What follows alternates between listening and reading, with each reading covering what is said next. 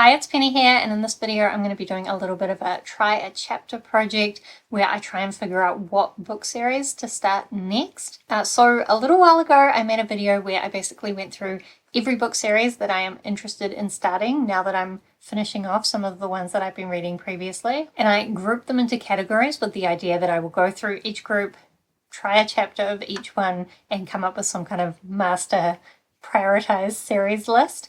Specifically, I'm really looking for audiobooks at the moment because I have a few physical series books that I want to read, but I don't have many that I want to read via audiobook. So I thought for that reason, the group that I'm going to start with is the one I called Cool Covers, because I think book series where I pick them purely on the cover is where I'm most likely to find books that I'm happy to read via audiobook, because usually I use audiobook for series where I'm not really expecting to love them, but I just kind of, like, I'm interested enough to try them. So I got 4 of these books from the library, so we're going to probably start with these ones too. There are another 3 that I couldn't get from the library because the hold lists are too long, which is actually a good sign that they might be worth reading. So we'll read those ones next.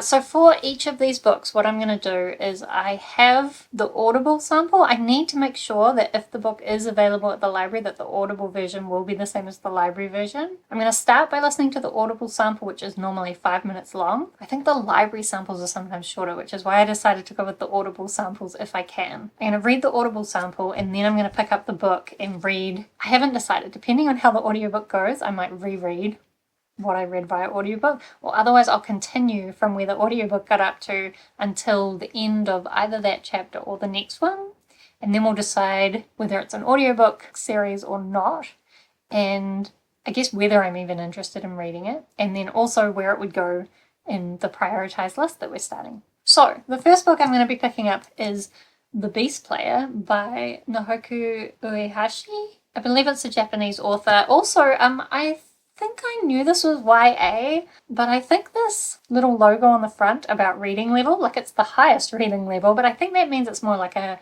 children's middle grade book. And I actually have had this on my TBR for so long, I don't really know what it's about. As I said, I mostly picked it for the beautiful cover. And I think as well, this might be a bind up of the first 2 books, and then there's another 2 books. Honestly, who really knows? But for now, we'll try the first chapter, or 2 or 3, depending. Okay, so we have hit our first hiccup with this try a chapter thing, in that there is no audiobook for The Beast Player, as far as I can see. I did see a listing on Amazon for an audio CD, but it was like $450, and I'm not even sure that I believe it's legit. Anyway, I read the first chapter, but the first chapter was actually a prologue, and I thought about also reading the actual first chapter, but the prologue is already 48 pages, and I thought that's probably enough, because also what I think is the original Japanese books seem to have 5 volumes, but I think maybe only the first 4 are the proper story. My Japanese is not good enough to read the actual titles. I could translate them, but I haven't. So this book is actually the first 2 volumes, and then there's another book that is the translation of the 3rd and 4th volumes. I'm not sure about that 5th volume, but it seems to be saying the translated versions are finished, so I assume we're fine without that 5th volume. So this one though, that means this does include 2 books, which would make the first book only about 228 pages. So if I read more than 48 pages for the try a chapter, I'd be reading way too much of the book. I may as well read the whole thing. Anyway, I did find the prologue very intriguing. Basically, it's this world where they use these water dragons for fighting in battles, but these water dragons are very wild, and the only way they're able to do that is by having these whistles that essentially paralyze these dragons, and then they're able to get on them, and while they're on them they can control them. So our main character is a young 10-year-old girl, and her mother is one of the caretakers for these dragons, but then a bunch of these dragons turn up dead and her mother gets the blame for it. And it's not spoilers because it does say in the synopsis that she is sentenced to death. Not great. And that basically leads to this young girl learning some stuff about her mother, who actually came from kind of this different race of people who seem to have some kind of bigger connection to these water dragons and also to these other spirit birds.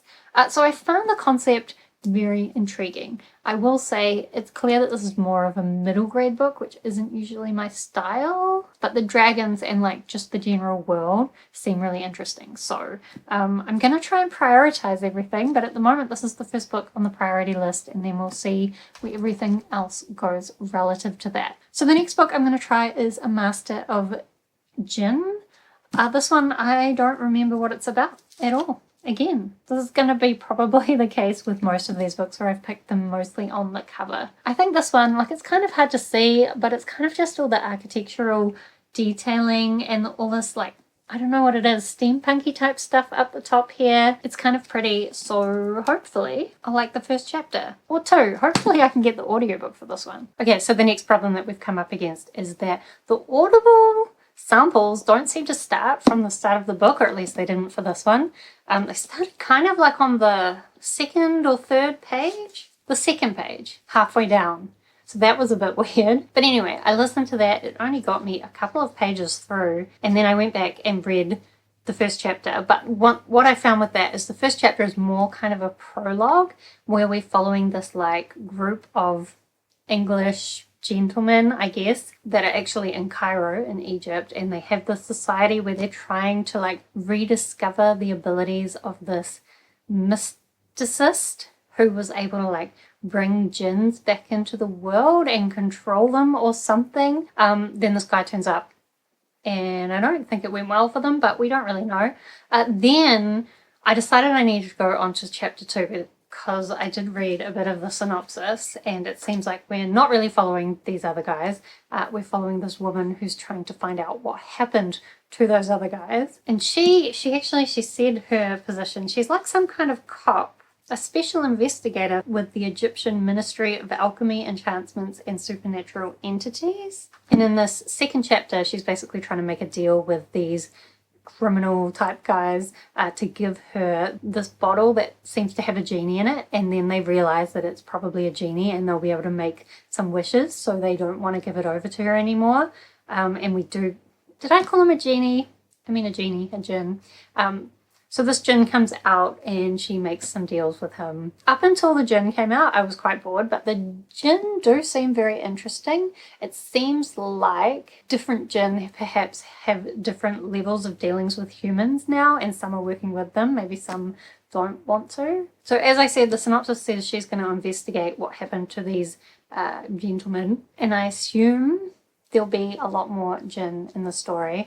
I will say the writing style, I don't think I could listen to this in audiobook. Just some of the sentence structures are a little bit complex, which means that in audiobook form, it's hard to like keep up with it. Even in physical form, it just slowed me down a little bit, but I might get used to it in either form. But I think if I read this, I'd probably read it physically. I do think as well, I'll probably put this in priority under the Beast Player though, and maybe it's just because I'm in a lazy reading mood, but I found the Beast Player a lot easier to read. Admittedly, it's a middle grade kids book type thing, so of course it is. But also I think the water dragons intrigued me more than the djinns. So currently we'll put the Beast Player, then A Master of Djinn in priority order like that. Then the next book I'm going to be picking up, I'm a bit sad because the library didn't have the beautiful cover that I wanted to read this for, but never mind, I guess we'll make do. I actually don't know anything about this. It's some kind of sci-fi, probably YA. It looks like the chapters are super short, so maybe I'll have to read a couple and then I'll let you know what I think. Okay, so I read the first 2 chapters of this. Part of me feels like I should read 4 chapters because I can see the 4th chapter gives like the history of the 2 main characters that we're going to be following. So one of them, it starts out, to be honest, it's a little bit ridiculous. She's like taking over this spaceship so that they can get supplies, that she's part of some resistance, and her captain keeps trying to like bring her up on this like chip in her brain, and she's like, I'm busy right now, and then finally she answers the phone, and he's like, why are you taking so long? This is going to be one of your slowest runs. And then when she finally does whatever she was trying to do, it's not really even that clear. She's like, see, it was the fastest I've ever done of the ship this size.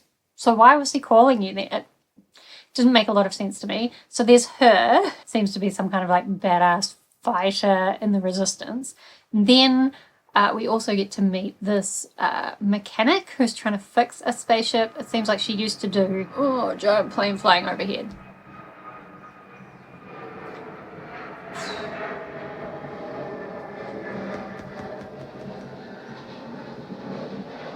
I mean, that's appropriate for this book, which is all about giant spaceships. So anyway, the second chapter was this mechanic who I think used to go out and do like more of the flying around, but then she's been injured and she's got like a biomechanical leg or something. Oh, and I forgot to say, like on the other spaceship that the other girl's taking over, the interesting bit about it was that it seems like when these people are close to death, this like AI will take over their brain and basically fight to the death.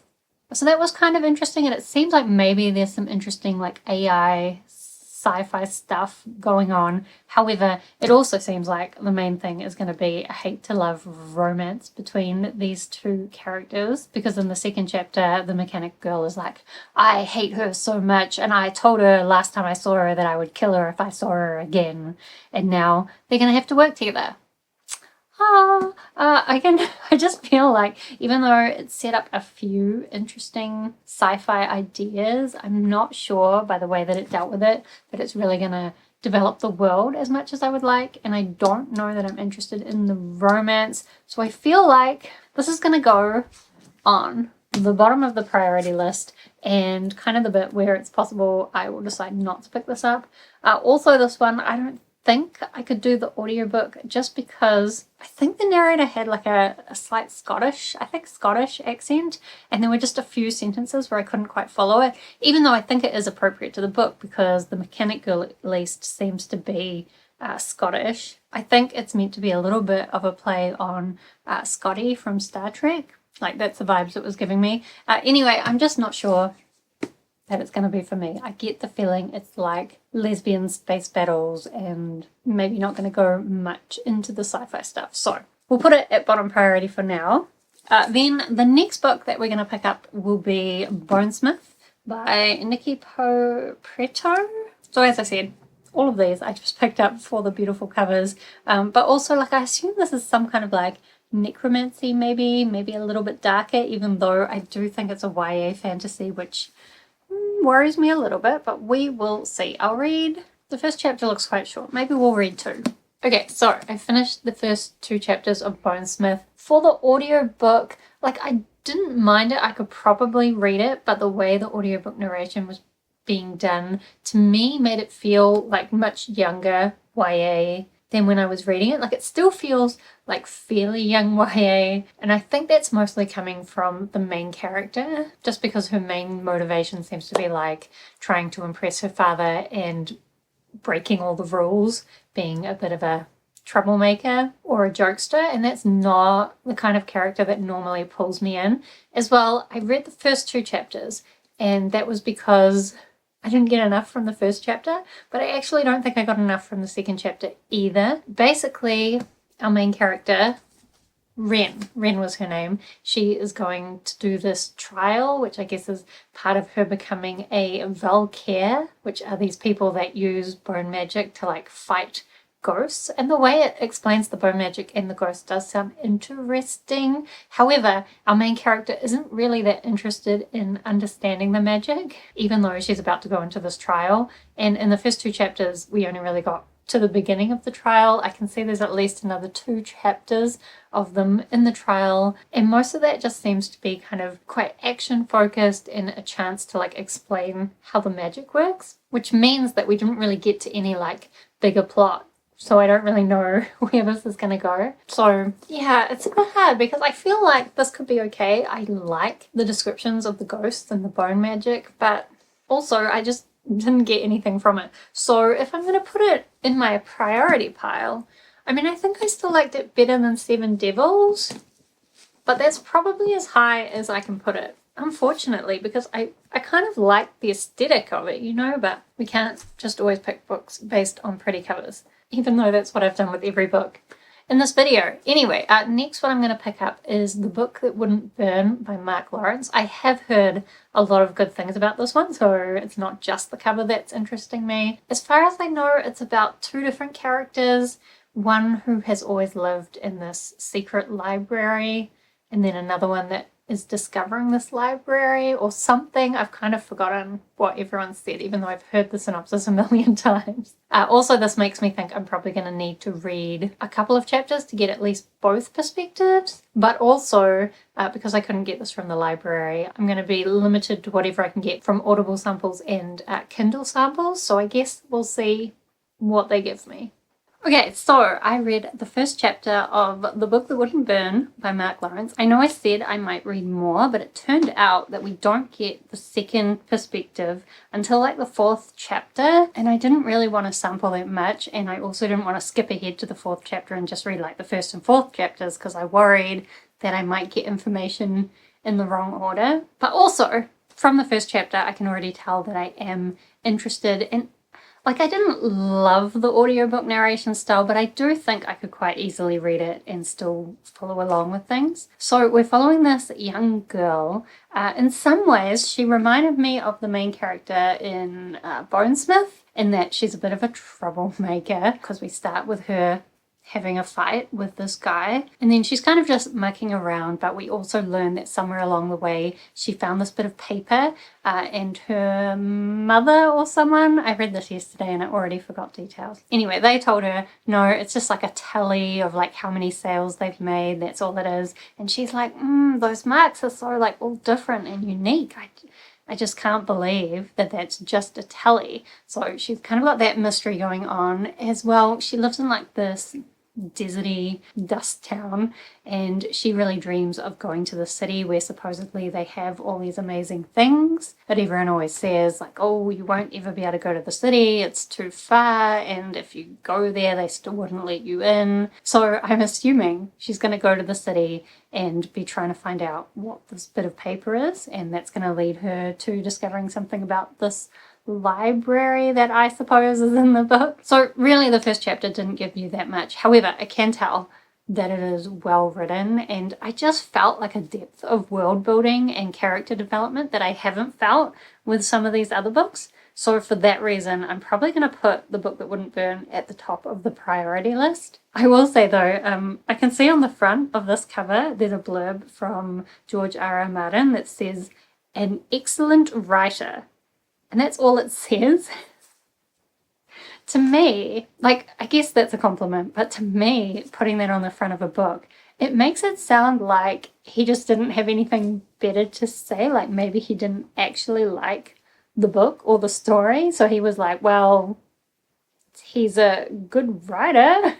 Maybe that's unfair to assume that's what it means, but still, I think that is the book that I have the most hopes for, given everything I've read so far in this video. However, next I'm going to pick up Foundryside by Robert Jackson Bennett. So this one, not only is it a beautiful cover, which is what interested me first, but also the magic system sounds really interesting, and I see a lot of people raving about it all the time. So I'm hopeful that that's also going to be a really great one. Okay, so I just read the first chapter of Foundryside. The ebook cover is nowhere near as pretty as the cover that I keep seeing that makes me intrigued by this series. But also, I did say that the magic is what intrigued me, and again in this first chapter it's mainly the magic setup that seems really interesting. So we're following this young girl, again a young girl actually. It's making me think that all these pretty covers are pretty covers because they're trying to target a younger audience, even though I didn't think Foundryside was. And I don't necessarily think it is, but the main character that we meet in the first chapter, who I don't know if the book grows to be more multi-perspective, but we're following this young girl who's a thief breaking into this foundry to try and steal a carriage to somehow make a lot of money. Someone's offered her a lot of money to steal something. It doesn't go that well, but mainly just to introduce us to her and her motivation, and also introduce us to the magic system. So she seems to have the ability where she can touch something and it will tell her everything that it knows. So like if she touches a wall, she'll know like all about where the wall is, what it's like, maybe what kind of rocks it's made out of. And she's touching these different carriages, and based on the things they know about, like if they mostly know about mud and grass, then she'll be like, oh, it's a farm carriage.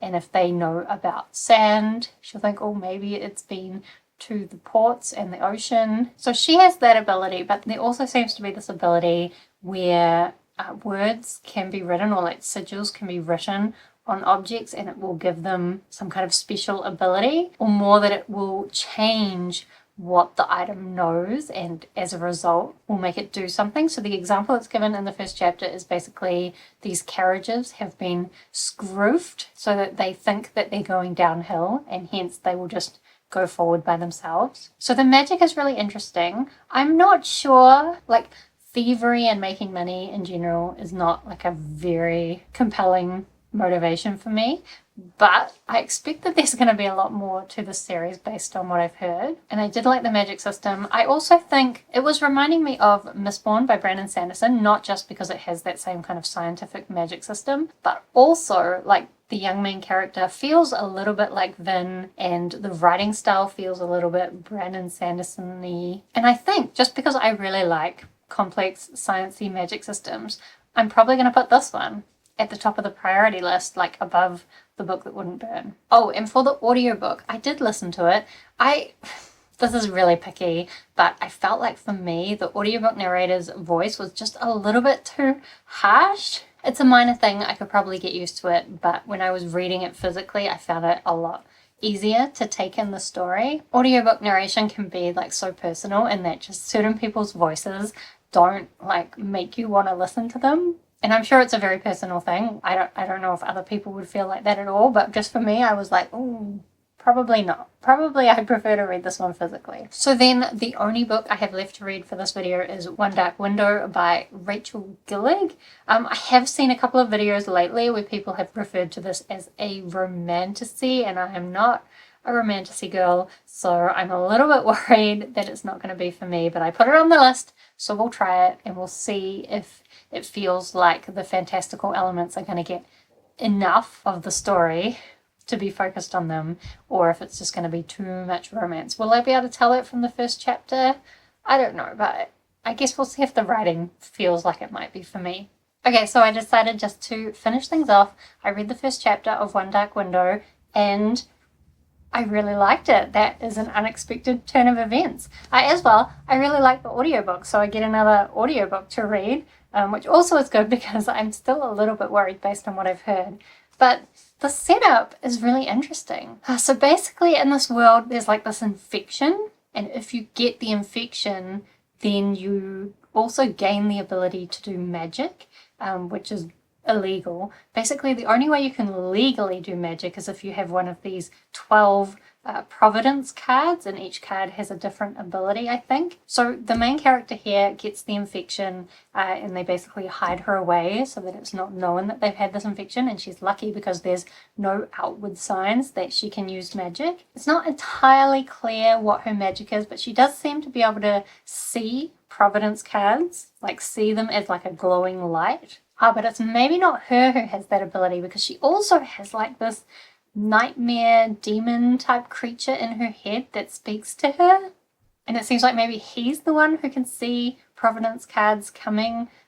I don't know. I like the idea of like a demon in your head talking to you. I like the idea of the playing cards. As well, she's got some kind of like conflict with her family. Like her mother, I assume, is dead, and her stepmother's kind of a bitch, and she's been living with her auntie, but secretly. Like, people aren't supposed to know that she's living with her auntie.